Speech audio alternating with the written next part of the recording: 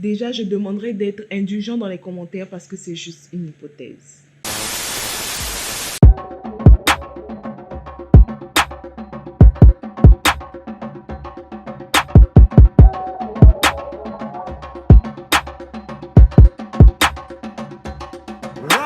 I have a dream that one day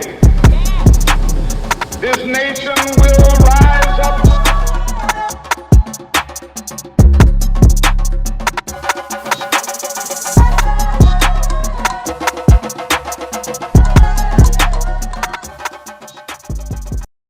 Hello guys, j'espère que vous allez bien et que vous êtes bien posés. Alors c'est parti pour une nouvelle vidéo, un nouveau sujet, un nouveau débat. Let's go. Alors pour commencer, qui connaît Hitler? Oui, personne. Bref, je pense que la plupart d'entre vous le connaissent sous le nom du Führer.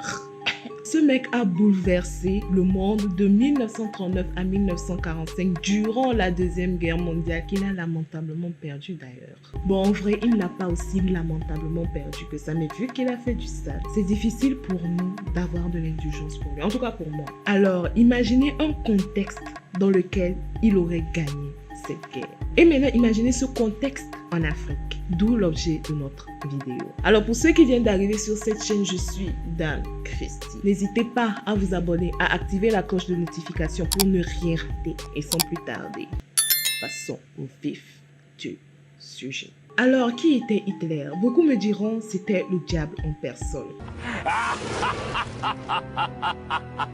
Pas faux. Mais bon, pour être un peu plus sérieux, c'était un idéologue et un homme d'État allemand né le 20 avril 1889 à Braunau am Inn en Autriche-Hongrie et mort par suicide le 30 avril 1945 à Berlin. Enfin, c'est la version officielle de Google et Wikipédia. Alors, comment il s'est fait connaître? Le monsieur était un grand partisan du nazisme.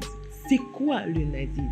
Alors, le nazisme ou national-socialisme, en allemand, national-socialismus, oui, ce sont de nouveaux termes pour moi aussi, est une idéologie qui est basée sur l'hiérarchie au sein de l'espèce humaine en fonction des races. Alors, au sommet, on a la race aryenne, descendant d'un ancien peuple de langue indo-européenne, et à l'inverse, les plus détestés étaient les juifs, les slaves, les tchiganes. Pour la race noire, elle était hors du classement, donc à vous de voir. Alors au début, il s'établit à Vienne puis à Munich où il va essayer tant bien que mal de devenir artiste, ce qui ne va pas marcher parce que ça là seulement là, c'était pas sa voie. C'est ainsi qu'il s'enrôle au sein des troupes bavaroises où il va participer à la Première Guerre mondiale. Je pense que c'est de là que va venir son inspiration parce que dès qu'il rentre à Munich, il adhère au Parti national-socialiste des travailleurs allemands, créé en 1920. Alors, il prend la tête du mouvement en 1921 et va tenter un coup d'État en 1923 qui va malheureusement échouer parce que bon, c'était trop beau pour être vrai. Et c'est de là qu'il va être mis en prison. C'est là-bas qu'il va rédiger son fameux livre Mein Kampf dans lequel va reposer toutes ses idéaux. Ah oui, Mein Kampf voulait dire mon combat en français, pour ceux qui veulent savoir. Alors, à sa sortie de prison, il devient en 1933 chancelier pendant la Grande Dépression et il va commencer déjà à mettre en place des camps de concentration destinés aux opposants politiques, qui étaient selon lui les socialistes, les syndicalistes. Vous voyez un peu le tableau. Alors, c'est en août 1934, après la mort du maréchal Hindenburg, lors d'une violente opération physique menée par des opposants rivaux, qu'il prit le pouvoir et devient à la fois chef d'État et chancelier du Reich. C'est de là qu'il porta le titre de Führer. Il mit alors fin à la démocratie parlementaire et c'est ainsi que son régime adopte une législation anti-juive et les nazis prennent le contrôle de la société allemande.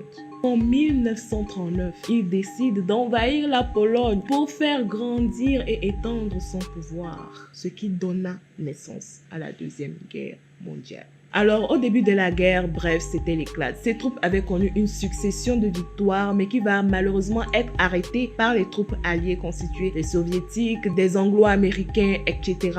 Ce qui va mettre fin à la guerre. Et c'est ainsi qu'à la fin d'une guerre totale et meurtrière, Hitler se suicida dans son bunker à Berlin. Alors, sachez que pendant la guerre, Hitler a fait du sale, du vrai sale, ce qui a entraîné la mort d'une dizaine de millions de personnes. Et concernant les camps de concentration, les génocides envers les Juifs, n'en parlons même pas. Et les pillages, même j'en passe. Alors de là vient ma question. Que se serait-il passé si Hitler avait continué ses actions, avait gagné la guerre? Et surtout, que serait-il arrivé à l'Afrique? Alors sachez déjà que le Troisième Reich, le mouvement dirigé par Hitler, devait durer 1000 ans et s'étendre au reste du monde. Hitler ne voulait pas seulement éliminer tous les juifs, mais il voulait soumettre toutes les autres races. Pour lui, c'était le blanc, blond, aux yeux bleus, qui devait être la suprématie. Pourtant, il n'était pas blanc, hein, et il était loin d'avoir les yeux bleus. Mais bon, bref, passons. Donc, avant d'émettre les diverses hypothèses que j'ai pu chercher, j'ai pu trouver et que moi-même j'ai émis, parce que bon, sur le sujet aussi j'ai réfléchi, je vais d'abord vous décrire la situation des Afros en Allemagne durant la période nazie. Alors, selon Robbie Atkins, un historien, c'est lors de la Première Guerre mondiale que les Africains se sont établis effectivement en Allemagne. Parce qu'il y avait quelques-uns qui avaient combattu pour l'Allemagne durant cette guerre en question. Alors, suite au traité de Versailles qui a mis fin à la Première Guerre mondiale, que l'Allemagne aussi avait perdu bien sûr, des troupes françaises occupaient la Rhénanie qui était une zone à l'ouest de l'Allemagne. Et de là, ils avaient déployé près de 20 000 soldats issus des colonies afin d'assurer la police des régions. Et à ce qui paraît, ces soldats ont eu des relations avec des femmes allemandes, ce qui a donné naissance à des métis et aussi au déploiement des Afros dans les populations allemandes. Alors, de 1933 à 1945, les Afros se comptaient par milliers parmi les populations allemandes. Bon, je désigne le noir par Afro pour éviter d'heurter la sensibilité de certains, parce que les gens sont bizarres. Ces Afros venaient pour la plupart du Togo, de la Tanzanie, du Cameroun, de la Namibie, du Rwanda, du Burundi et j'en passe. Alors, il a été inventé en 1920 des termes comme Data Renan pour pouvoir désigner ces métis issus de ces relations. Il y a même eu des caricatures qui ont été inventées autour de ces soldats noirs, les désignant comme des prédateurs sexuels juste pour instaurer la peur dans les populations allemandes. Hitler même avait écrit dans son livre Mein Kampf ceci. C'était et ce sont les Juifs qui amènent les Noirs en Rhénanie, toujours dans la même pensée et le même but de détruire la race blanche détestée par la bâtardisation qui en résulte. Ouais, en gros, il n'était pas d'accord. Sur ce, au cours du Reich, la population afro a aussi été prise pour cible. Alors, en 1935, une loi qui interdisait le mariage entre Allemands et Juifs a été votée et plus tard modifiée pour inclure les Noirs et les Roms. Triste. Mais la même peur d'un mélange racial était là et persistait. Du coup, ils votèrent une loi en 1937 obligeant les enfants métis rhénans à se faire stériliser. Alors, c'est ainsi que Hans Hock, issu d'une mère allemande et d'un père algérien, raconte son histoire au travers d'un documentaire en 1997 nommé Hitler's Forgotten Victims. Oui, je sais, mon anglais est bad. Et c'est de là qu'il va raconter avoir été amené en secret pour se faire stériliser. Ensuite, on lui remit un certificat qui attestait qu'il s'est fait réellement stériliser, ce qui lui permettait ainsi de travailler. Aussi, il signa un accord l'interdisant d'avoir des rapports sexe avec une personne de sang allemand et également de se marier avec une personne de sang allemand. Vous voyez un peu le tableau. C'est même ce que met en évidence le film Where Hans Touch, une histoire fictive entre un soldat allemand et une femme noire, à l'époque nazie, réalisée par Amma Hassan en 2018. Alors, sachez que les Noirs, au moment de l'Empire nazi, ont été harcelés, humiliés et forcés à être apatrides, c'est-à-dire dépourvus de toute nationalité légale allemande. Alors, durant le Reich, la situation des Noirs aussi les a forcés à se révolter. Hilarius Gilges, je pense que c'est comme ça on le prononce, métis et militant communiste et anti-nazi, a essayé de résister, de prôner une meilleure situation pour les Noirs, mais malheureusement, il a été enlevé et assassiné en 1933. En 1939, la situation des Noirs en Allemagne s'est aggravée. Meurtre, emprisonnement, assassinat, stérilisation et j'en passe. Donc imaginez si Hitler avait gagné la guerre. Alors tout d'abord, je vous fais part de l'hypothèse d'un auteur nommé Guy Séville, auteur du roman The Africa Reich en 2011. Ok, avril 1949. L'Allemagne célèbre les 60 ans d'Hitler. Le fleuve Congo est rebaptisé Clara en référence à la mère du Führer. Mars 1950. Le nombre de Juifs déportés à Madagascar atteint les 10,5 millions. Pendant ce temps, la guerre fait rage dans le nord de l'Angola entre les nazis et les rebelles. Il a même imaginé une carte graphique, fictive bien sûr, représentant l'Afrique sous le Reich. Alors dans cette vision, à la fin de la Deuxième Guerre mondiale, l'Allemagne et ses alliés se partagent l'Afrique comme un gâteau, quoi.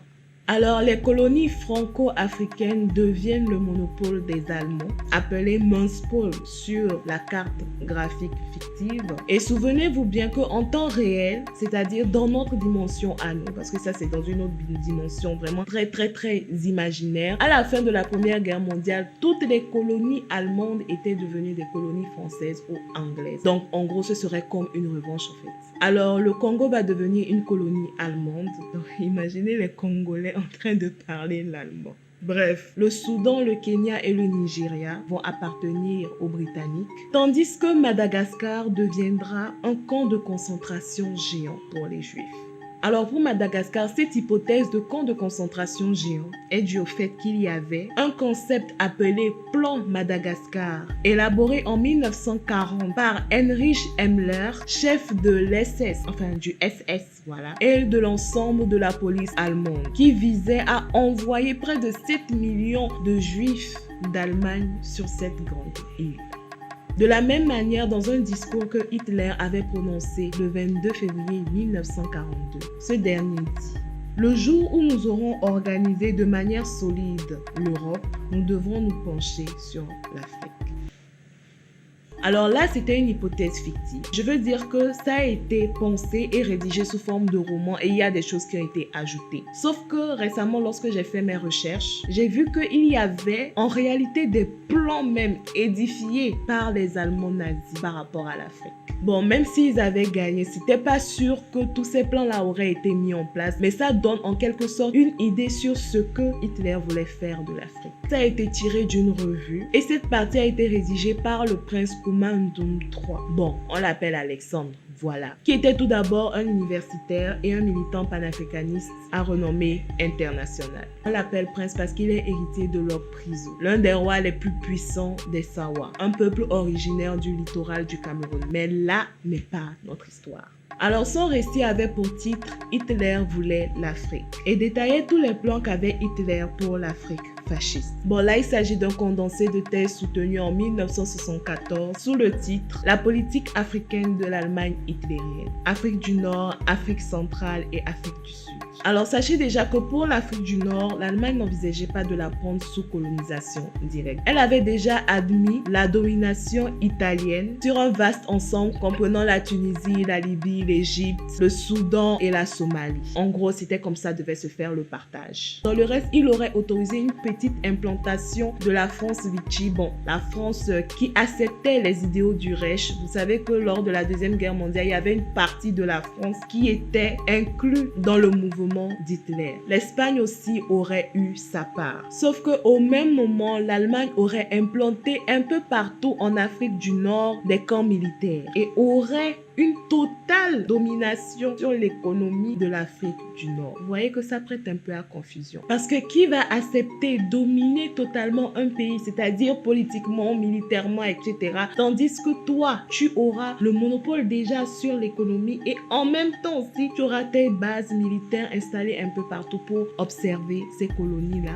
Ou bien, qu'est-ce que tu veux faire en fait? Donc, c'était déjà voué à l'échec. Alors, au niveau de l'Afrique subsaharienne, Hitler va vouloir réaliser son rêve du Middle Africa, englobant le 15e degré de latitude nord au 15e degré de latitude sud. En gros, une partie de l'Afrique occidentale, du Congo belge, de la Rhodésie du Nord, de l'AEF, l'Ouganda, le Kenya, le Tanganyika, l'ancien sud-ouest allemand, enfin l'ancienne colonie allemande, la mère patrie qui actuellement a le nom de la Namibie. Oui, il voulait vraiment s'étendre. Et pour l'Afrique du Sud, l'objectif serait de garder de bons rapports basés sur l'idéologie nazie et raciste. Alors c'est vrai que ces écrits ont été critiqués, mais Kumba Ndoum a fourni des documents prouvant une future préparation allemande à l'implantation en Afrique. Alors il a fourni notamment un projet de loi fondamentale des colonies du Reich datant du 10 juillet 1940 qui comprenait un chapitre sur l'administration et la juridiction coloniale et un autre chapitre sur la militarisation de l'Afrique par le SS et le Wehrmacht. En tout cas, je suis pas bien en allemand, enfin voilà, je connais même pas un piètre mot, donc désolé si mes prononciations sont vraiment très dégueulasse. En tout cas, son hypothèse était vraiment et réellement fondée et avait même des documents qui pouvaient le soutenir. Sauf que il y avait aussi des remarques qui avaient été faites et qui avaient leur lot de preuves. Même si l'armée était puissante et vraiment elle l'était, on ne voyait pas parmi tous ces plans-là l'aval d'Hitler. Même pas une citation, même pas une signature. Vous voyez un peu. Et au même moment, ces plans-là ont été réalisés avant la guerre et même au début de la guerre. Donc en gros, c'était comme si c'était des idées émises, sauf que ce n'était pas formel. C'est comme tu prends un cahier, pas vraiment un cahier de brouillon, mais tu mets au fait ces trucs que tu dois faire dans la journée ou bien tes plans de la journée par rapport à une situation donnée que tu prévois qui va arriver, mais sur le fait, vous voyez que souvent les idées peuvent changer. Donc du coup, c'était pour ça que son hypothèse était aussi critiquée. Aussi, le ministre du Reich et le chef de la chancellerie, Lamnar, écrit à Berman, chef de la chancellerie du parti, selon le vœu du Führer, les travaux préparatoires pour une future administration coloniale doivent être sérieusement réduits. Même si à cette époque, Hitler n'envisageait même pas encore la défaite. C'est pour dire que, c'est vrai, il avait l'idée d'avoir la main sur l'Afrique, mais c'était assez utopique. Du coup, il a même eu à demander à son chancelier, chef du parti, de réduire ces projets-là. En gros, il a pensé à l'Afrique comme réserve de ressources premières, etc., comme vous voulez. Mais son objectif était tout d'abord les plaines de l'Europe orientale. Le Reich aussi, il ne le faisait pas tout seul. Il le faisait à l'aide du Japon, à l'aide de l'Italie, à l'aide de l'Espagne et même de la France Vichy. Et vous pensez que ces pays gourmands comme ça là vont accepter que le partage se fasse sans que chacun d'entre eux n'ait une grosse part? Vous voyez un peu le contraste. Il y a même d'autres raisons faisant intervenir l'Afrique du Sud et son ancienne partie ouest qui est actuellement appelée la Namibie. Mais bon, ça, je vais pas trop détailler ça ici parce que bon, ça va faire que la vidéo sera longue et puis vous voyez un peu. En tout cas, de ce qui en découle de toutes ces hypothèses ainsi que des faits réels, c'est vrai que Hitler aurait eu la même mise sur l'Afrique s'il avait gagné la guerre. Mais tout d'abord, il se serait occupé d'établir des bases dans les plaines européennes orientales avant de vouloir s'occuper du reste. Parce que c'était ça d'abord son objectif. Donc les gars, nous voici arrivés à la fin de notre vidéo. J'espère qu'elle vous aura plu. Enfin, qu'elle vous aurait plu. Je sais même pas si c'est ça on dit. Bref, je suis fatiguée. Je suis devant la ring light depuis assez longtemps. Donc du coup, les yeux, ça pèse. J'espère que les hypothèses là vous auront peut-être inspiré. Si vous avez aussi d'autres visions des choses, l'espace commentaire est là. Écrivez respectueusement vos hypothèses. Merci. N'hésitez pas à vous abonner, à activer la cloche de notification pour ne rien rater. Et bisous bisous.